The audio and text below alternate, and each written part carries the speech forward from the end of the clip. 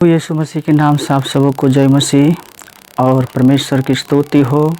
और आज मैं आपके बीच में एक नए वीडियो को लेकर के आया हूँ दोस्तों।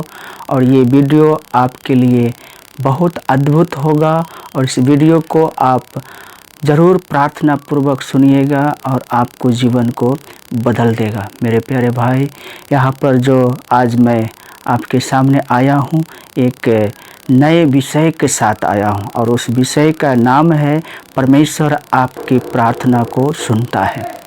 परमेश्वर आपकी प्रार्थना को सुनता है।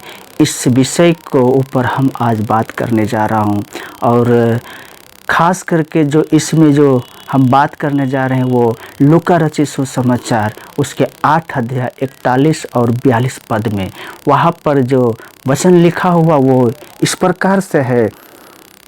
आयर नामक एक मनुष्य जो आराधनालय का सरदार था आया और यीशु के पांव पर गिर के उससे विनती करने लगा कि मेरे घर चलिए, क्योंकि उसके 12 वर्ष की एकलौती बेटी थी और वह मरने पर था। मेरे प्यारे दोस्तों, यहाँ पर जो खास बात है वो आयर एक आराधनालय का सरदार था। सरदार का मतलब होता वो एक प्रधान, आराधनालय को चलाने वाला। और वो व्यक्ति परमेश्वर के साथ चलने वाला व्यक्ति, विश्वास करने वाला व्यक्ति, भरोसा करने वाला व्यक्ति। आयर का जो जीवन में देखा जाता है तो वो जब भी आराधना होता था तो आराधनालय में वो दिखने वाला व्यक्ति है। जब हम यीशु मसीह के विश्वासी होते हैं तो हमारे जीवन में ये चीज़ ज़रूर होना चाहिए और वो ये है कि हम आराधनालय जाने वाला व्यक्ति होना चाहिए, हम प्रार्थना करने वाला व्यक्ति होना चाहिए और हमारा विश्वास दिन प्रतिदिन प्रभु के साथ बढ़ने वाला होना चाहिए। तो उसी विषय में आज मैं बात कर रहा हूँ। आयर एक ऐसा व्यक्ति था। आयर का मतलब होता है प्रबुद्ध, बुद्धिमता, अन्य वो एक बुद्धिमान व्यक्ति था और परमेश्वर के आज्ञाओं को मानने वाला था। और जब उनके परिवार में परिस्थिति आया तो उस परिस्थिति में इधर उधर नहीं ताका, वो केवल यीशु की ओर देखने लगा। उनका बेटी मरने पर था, सीरियस है। और जब किसी के घर में कोई भी परिवार सीरियस हो जाए तो क्या पहले प्रार्थना करेंगे या पहले डॉक्टर को देखेंगे? मेरे प्रियो, पहले डॉक्टर को देखेंगे, पहले डॉक्टर को खोजेंगे। कौन सा बड़ा डॉक्टर होगा, कहाँ ले जाएंगे, कैसे जल्दी ठीक होगा, उस पर दृष्टि होगा। लेकिन आयर डॉक्टर की तरफ नहीं, वो प्रभु यीशु की तरफ निहारा और प्रभु यीशु को आने का इंतजार किया। और जैसे देखा कि प्रभु यीशु मसीह आया, उनके पांव पर गिर करके विनती करने लगा, गिड़गिड़ाने लगा। मेरे प्रियो, प्रभु मेरा इकलौती बेटी है, मेरे बेटी को ऊपर दया कर दो, मेरे घर चलिए प्रभु और मेरे बेटी को ऊपर अनुग्रह करके उनको जीवित कर दीजिए। जब इसने प्रार्थना किया, जब इसने विनती किया, प्रभु ने तुरंत तैयार हो गया जाने के लिए। क्यों? क्योंकि आयर के जो जीवन था वो प्रभु जानता था। क्यों?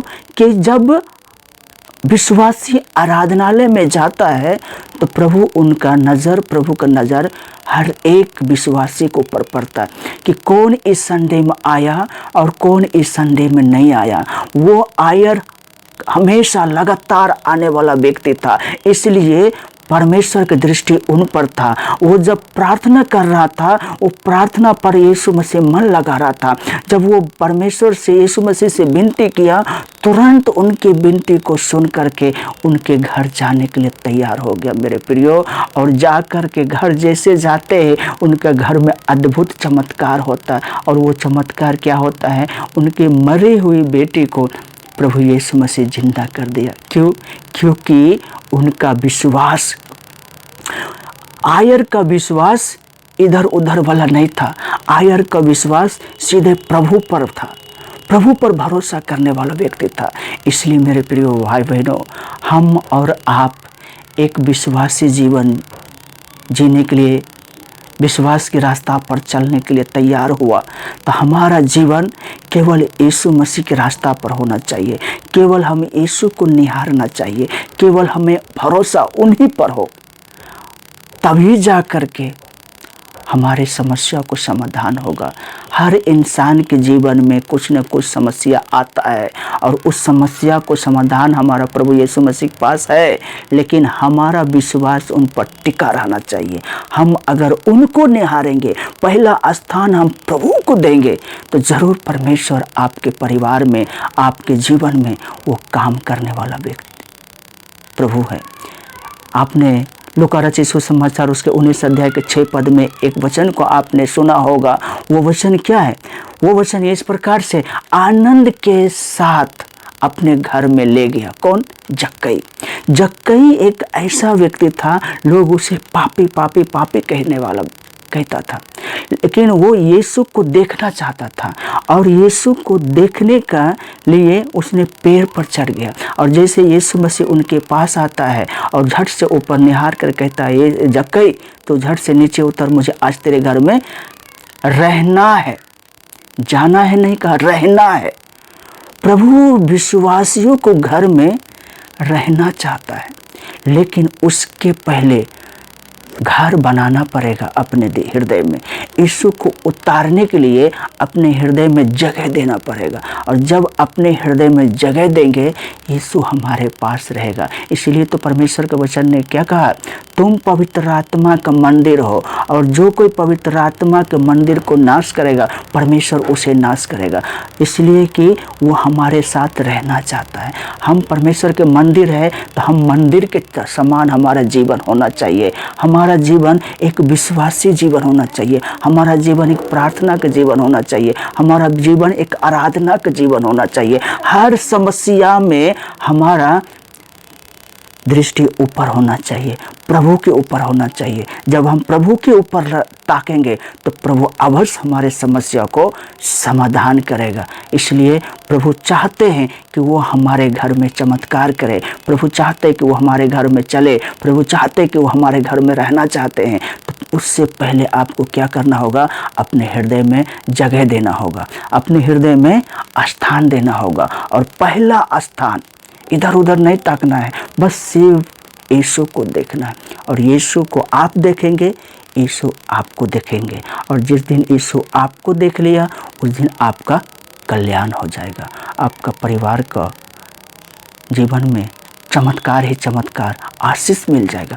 इसलिए जिस रास्ते पे मेरे प्रियो हम लोग चलने के लिए तैयार हुआ, वो रास्ता थोड़ी देर के लिए कठिन हो सकता है, लेकिन आसान भी है।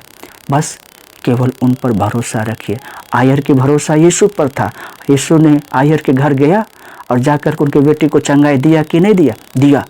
वैसे ही हमारे आपको भी करने वाला है। बस हम आराधना, प्रार्थना और विश्वासी जीवन हमें जीना बहुत ज़रूरी है। परमेश्वर इस वचन पर हम सबको आशीष करे। आमीन।